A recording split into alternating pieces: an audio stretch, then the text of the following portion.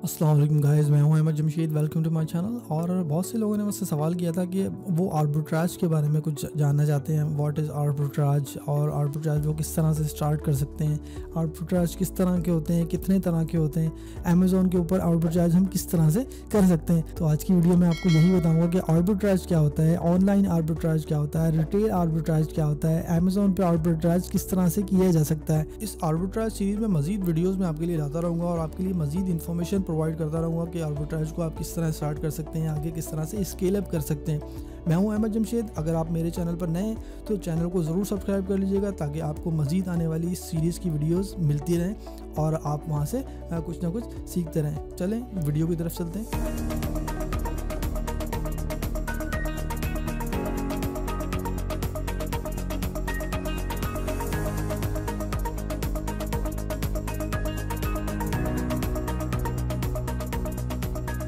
अगर हम आर्बिट्राज की मीनिंग की बात करते हैं तो आर्बिट्राज का मतलब ये है कि किसी भी एक इन्वेंट्री को सस्ते दामों लेना और उसी इन्वेंट्री को आगे अपने प्राइस बढ़ा के उसमें कोई मार्जिन रख के उसको सेल कर देना। तो ये आर्बिट्राज है। वो ऑलरेडी इन्वेंट्री किसी भी रिटेलर की हो सकती है, किसी भी होलसेलर की हो सकती है। तो इसी तरह से आर्बिट्राज कितने तरह का होता है। आर्बिट्राज नॉर्मली दो तरह का होता है, जिसमें रिटेल आर्बिट्राज होता है एक, और एक ऑनलाइन आर्बिट्राज होता है। अब मैं आपको बताता हूँ कि रिटेल आर्बिट्राज और ऑनलाइन आर्बिट्राज में क्या फ़र्क है। तो नंबर वन तो हमने देखना है कि जो रिटेल आर्बिट्राज होता है उसमें इन्वेंट्री जो होती है वो फिज़िकल लोकेशंस के ऊपर मौजूद होती है। किसी भी एक ऐसे स्टोर के अंदर या किसी ऐसे वेयर हाउस के अंदर इन्वेंट्री मौजूद होती है जो कि लिक्विडेटेड होती है, या उसके प्राइसेस बहुत कम हो जाते हैं, या अब्सोल्यूट हो जाती है। वो इन्वेंट्री जो है वो जो सेलर होता है वो उसको सेल करना उसको छोड़ देता है। यानी वो इन्वेंट्री लो प्राइस में अवेलेबल होती है, या तो वेयर हाउस में होती है या फिर किसी भी रिटेल स्टोर में होती है। तो आपने फिजिकली वहाँ जाना होता है, आपने उसको मॉनिटर करना होता है, आपने उसका इंस्पेक्शन करना होता है, आपने देखना होता है कि ये इन्वेंट्री जो है वो बेचने के काबिल है भी या नहीं। ठीक है, सस्ते दामों तो मिल रही है उसको, ज़ाहिर है प्राइस उसके कम मिल रहे हैं, लेकिन वो इन्वेंट्री जो है वो बेचने के काबिल है भी या नहीं। तो आपने उसको देख लेना होता है, फिजिकली चेक कर लेना होता है, और उसके बाद जो है वो निगोशिएशन कर लेनी होती है प्राइसेस में। फॉर एग्जांपल अगर कोई भी इन्वेंट्री जो है वो लिक्विडेट हो रही है, वो प्राइसेस कम में ही आपको मिलेगी रिटेल से। ठीक है, तो इसका मतलब है उस तरह की इन्वेंट्री को आप इजीली जो है वो लो प्राइस पे वहाँ से परचेज कर सकते हैं, किसी भी वेयर हाउस से, किसी भी एक रिटेल स्टोर से।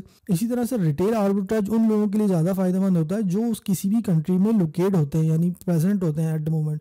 फॉर एग्जांपल मैं यूके में हूँ, ठीक है, अगर कोई यूएसए में है तो वो यूएसए के किसी स्टोर में जाएगा और वहाँ पे किसी वेयर हाउस में जाएगा और वो देखेगा कि वो इन्वेंट्री अवेलेबल है।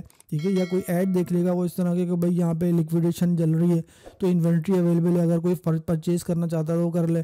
तो वो जाएगा, वो वेयर हाउस में देखेगा, उसको फिजिकली चेक करेगा, उसके बाद वो 200, 400, 500, 1000 यूनिट जो भी अवेलेबल होंगे वो वहाँ से वो ले लेगा।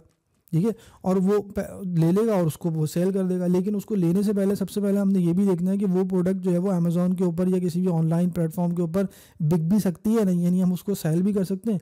तो सबसे बड़ा पॉइंट होता है उसकी रिसर्च का, प्रोडक्ट रिसर्च का। ठीक है, तो प्रोडक्ट रिसर्च बिल्कुल उसी तरह से होती है जो हम अमेज़ॉन में करते हैं, प्राइवेट लेबल की या होलसेल की। ठीक है, नॉर्मली हम जो वो होलसेल सिनेरियो में अगर हम जाएँ तो किसी भी एक ब्रांड की आर्बिट्राज अगर हम कर रहे हैं, यानी वो ब्रांड ऑलरेडी अमेज़ॉन के ऊपर सेल हो रहा है, तो अगर वो किसी भी रिटेलर के पास सेल हो रहा है तो हम वहाँ से उठा सकते हैं उसको और वो अमेज़ॉन के ऊपर सेल कर सकते हैं। ठीक है, तो ये अमेज़ॉन आर्बिट्राज हो गया, प्लस आपके पास ये आपने रिटेल आर्बिट्राज को भी यहाँ पे यूटिलाइज कर लिया इस सिनेरियो में। इसी तरह से अब हम बात करते हैं ऑनलाइन आर्बिट्राज। तो ऑनलाइन आर्बिट्राज जो है वो आपने फिजिकल लोकेशंस पर नहीं जाना है, आपने किसी होलसेलर के वेयर हाउस में भी नहीं जाना है, आपने घर में बैठ के रिसर्च करनी है। आजकल ऐसे सॉफ्टवेयर आ गए हैं जो रिटेल आर्बिट्राज को करने में आपकी हेल्प करते हैं, जिस लाइक कि सोर्स मंगोल हो गया, इसी तरह से जो टैक्टिकल आर्बिट्राज हो गया। इस तरह के जो सॉफ्टवेयर्स हैं वो उनको आप सब्सक्रिप्शन पे ले लें, उसके बाद वो आपको प्रोडक्ट रिसर्च भी देते हैं, एज वेल एज आपको ये भी बताते हैं कि कौन सी इन्वेंट्री कहाँ पर मौजूद है। यानी ऑनलाइन ही होगी, आपने ऑनलाइन ही परचेज करनी होगी किसी भी एक वेबसाइट के ऊपर।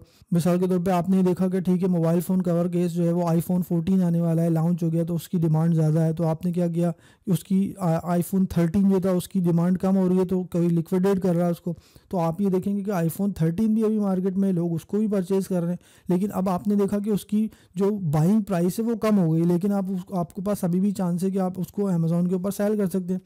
तो आपने क्या किया, आप किसी भी एक वेबसाइट पे गए जहाँ पे उसने प्राइस को अपने बहुत गिराया, फॉर एग्जांपल वो अमेज़ॉन के ऊपर अभी जो है वो 10 पाउंड का बिक रहा है, लेकिन उस वेबसाइट के ऊपर वो 1 पाउंड का हो गया। तो आपको इसमें एडवांटेज ये है कि आपने वो प्रोडक्ट अगर वहाँ से परचेज़ कर ली 1 पाउंड की और उसके बाद अमेज़ॉन के वेयर हाउस में भेज दी FBA करके, तो ठीक है अमेज़ॉन उसकी 3 पाउंड एटलीस्ट जो है वो FBA fees for example charge करता है, तो उसके बावजूद भी आपके पास जो है वो तकरीबन 5 to 6 पाउंड का उसका प्रॉफिट मार्जिन है आपके पास। तो इस सिनेरियो में ऑनलाइन आर्बिट्राज में आपने वेबसाइट्स के ऊपर जाना होता है, वेबसाइट्स पर देखना होता है, ज़ाहिर लिक्विडेशन वेबसाइट्स भी होती हैं एज़ वेल एज़ कोई ऐसी वेबसाइट्स होती हैं जो कि जैसे मैंने आपसे कहा फॉर एग्जांपल टैक्टिकल आर्बिट्राज, तो टैक्टिकल आर्बिट्राज जो ऐसा सॉफ्टवेयर है आपके पास जो तमाम जितनी भी लिक्विडेशन या जितनी भी लो प्राइसेस की जो वेबसाइट्स होती हैं, जो लो प्राइसेस की जो प्रोडक्ट्स होती हैं वो उनके पास जो है वो लिस्ट हो जाती हैं आके। इन सॉफ्टवेयर्स की मदद से फॉर एग्जांपल टैक्टिकल आर्बिट्राज की हेल्प से आप किसी भी प्रोडक्ट को लो प्राइस में वहाँ से परचेज़ कर सकते हैं, उसको फिर FBA करके अमेज़ॉन की इन्वेंट्री तक भेज सकते हैं और उसके बाद इजीली वहाँ से उसको सेल करके कुछ ना कुछ प्रॉफिट बना सकते हैं। तो इस वक्त ऑनलाइन आर्बिट्राज बहुत ही पॉपुलर अमेज़ॉन मॉडल है, एज वेल एज इसमें रिस्क के चांसेस भी कम होते हैं। आपने बस सिर्फ और सिर्फ वही इन्वेंट्री परचेज़ करनी है जो ज़ाहिर बिक्री होगी। आप प्रोडक्ट रिसर्च करेंगे, कीपा को यूज़ करते हुए आप ये भी देख सकते हैं इसमें कि कौन सी प्रोडक्ट जो है उसकी क्या हिस्ट्री है, उसकी सेल हिस्ट्री क्या है, ज़ाहिर उसकी डिमांड क्या है, उसी हिसाब से उसको आप परचेज़ कर सकते हैं और अमेज़ॉन के ऊपर FBA करके उसको सेल आउट कर सकते हैं प्रॉफिट मार्जिन रखते हुए।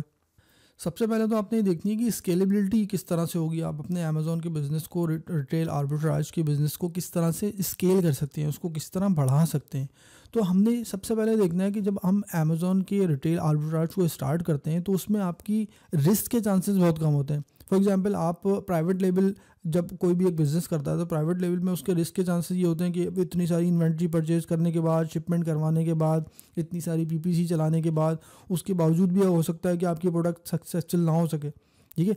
लेकिन रिटेल आर्बिट्राज में होता है कि मोस्टली प्रोडक्ट जो है वो ऑलरेडी सेल हो रही होती हैं। कोई भी ऐसा ब्रांड है वो तो ऑलरेडी सेल हो रहा है, लोग उसको जानते हैं, यानी उस ब्रांड की जो भी प्रोडक्ट्स थी आपको कम पैसों में कहीं से अवेलेबल हो गई किसी भी रिटेल से या किसी भी जो है वो वेयर हाउस से। तो उस सिनेरियो में आपने क्या करना है, उसको परचेज़ कर लेना है और उसको अमेज़ॉन के ऊपर बेच देना है। तो आप कम इन्वेस्टमेंट से भी उसको स्टार्ट कर सकते हैं, उसमें आपकी मार्केटिंग भी नहीं लगेगी, ज़ाहिर है वो एक kind of wholesale product हो गया, आपने मी टू करके उसको सेल करना होगा। तो इस सिनेरियो में आप कम इन्वेस्टमेंट से स्टार्ट कर सकते हैं। शुरू में एक प्रोडक्ट से स्टार्ट करेंगे, फिर आप बढ़ाते जाएं, उसको स्केल अप करते जाएं अपने बिज़नेस को, ठीक है। तो इस तरह से अपने ऑनलाइन आर्बिट्राज के बिज़नेस को आप इस तरह से स्केल अप भी कर सकते हैं, प्रोडक्ट को बढ़ा सकते हैं।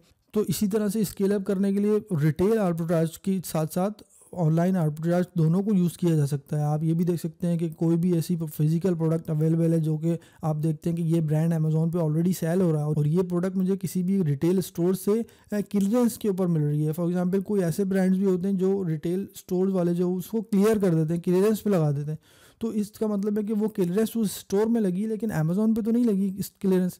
तो इसका मतलब है आपके पास चांस है कि वो प्रोडक्ट वहाँ से तो क्लियरेंस में लेंगे आप और अमेज़ॉन पे फुल प्राइस में आप सेल कर देंगे, ठीक है। तो आपको एडवांटेज होगा कि वहाँ से आप इस तरह से अपने प्रॉफिट को बना सकते हैं, यानी स्मॉल स्टार्टअप से आप स्टार्ट कर सकते हैं और वहाँ से अपने प्रॉफिट को जनरेट करते हुए अपनी प्रोडक्ट को मजीद ऐड करते जाते हैं और अपने बिजनेस को वहाँ से स्केल अप कर सकते हैं। तो इस वीडियो में हमने सीखा कि आर्बिट्राज क्या है। आर्बिट्राज में हमने किसी भी एक इन्वेंट्री को लो प्राइस पे परचेज करना है और उसको हायर प्राइस के ऊपर किसी भी एक प्लेटफॉर्म पे जाके उसको सेल कर देना है। इसी तरह से रिटेल आर्बिट्राज और ऑनलाइन आर्बिट्राज में फ़र्क ये है कि रिटेल आर्बिट्राज में आपने स्टोर्स में जाना होता है, होल सेलर्स के पास जो है वो उनके वेयर हाउसेज में जाना होता है, उसको चेक करना होता है कि उनके पास कोई लिक्विडेशन स्टॉक तो मौजूद नहीं, इसी के साथ साथ वो वहाँ पे कोई क्लियरेंस तो नहीं। अगर कोई क्लियरेंस होती है तो उस क्लियरेंस के अंदर जो है प्राइसेस बहुत लो होते हैं, तो वहाँ से भी आप इन्वेंट्री को परचेज करके उस ब्रांड को आप देख लीजिए कि अमेज़ॉन के ऊपर बिक रहा है नहीं।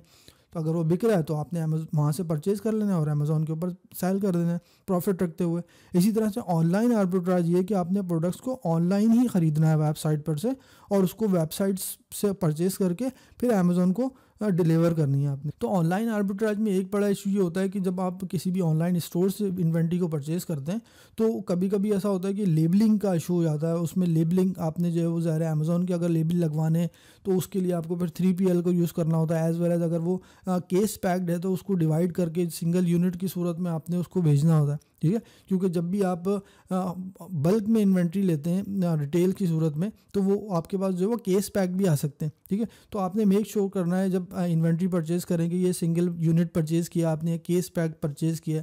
क्योंकि अगर आपने केस पैक्ड अमेज़ॉन को भेज दिया और आप सिंगल SKU सेल कर रहे हैं तो आपको प्रॉब्लम भी हो सकती है। तो आई होप कि इस वीडियो में आपको आर्बिट्राज के बारे में थोड़ी बैकग्राउंड नॉलेज हो गई होगी। इंशाल्लाह ताला नेक्स्ट वीडियो में आपको जो है वो आर्बिट्राज के बारे में मज़ीद डिटेल में बताऊंगा, किस तरह से प्रोडक्ट रिसर्च कर सकते हैं और किस तरह से आर्बिट्राज को मज़ीद कंटिन्यू कर सकते हैं अपने प्रोडक्ट को ज़ाहिर लो कॉस्ट पे परचेज़ करके और हाई प्राइस पे सेल करके और वहाँ से अपना प्रॉफिट बना सकते हैं। तो मैं हूँ अहमद जमशेद, मैं इस तरह की इंफॉर्मेटिव वीडियोज़ आपके लिए लाता रहता हूँ। अमेज़ॉन, eBay, अपवर्क, फाइवर और ऑनलाइन अर्निंग के हवाले से वीडियोस आपके लिए मैं लाता रहता हूँ। चलें इंशाल्लाह ताला मिलेंगे नेक्स्ट वीडियो में, लेकिन जाने से पहले अगर आपने अभी तक मेरे चैनल को सब्सक्राइब नहीं किया है तो चैनल को ज़रूर सब्सक्राइब कर लीजिएगा। चलें मिलते हैं नेक्स्ट वीडियो में। अस्सलाम वालेकुम, अल्लाह हाफ़िज़।